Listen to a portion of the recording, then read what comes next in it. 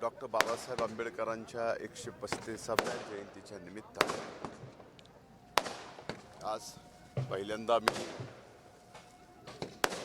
बाबासाहेबांच्या स्मृतीस नतमस्तक होऊन वंदन करतो।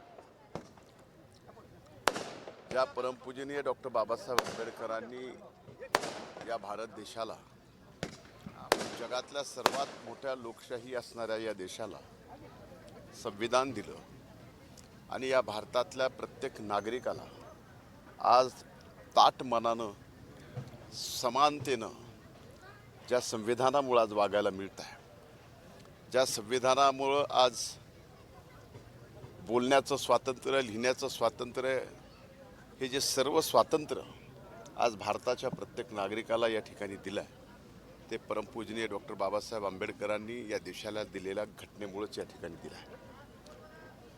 आजपर्यंत आणि इथून पुढेही परमपूजनीय डॉक्टर बाबासाहेब आंबेडकरांनी दिलेल्या या घटनेला कुणी वाईट नजरेनं सुद्धा बघणार नाही। याबाबत मला तर विश्वास आहेच, पण एक निश्चित आहे की या घटनेमुळं आज तुम्हाला आम्हाला जे स्वातंत्र्य मिळालं आहे, ते स्वातंत्र्य खऱ्या अर्थानं लोकशाही आणखीन बळकट करण्यासाठी आपण सर्वांनीच या ठिकाणी वापरलं पाहिजे।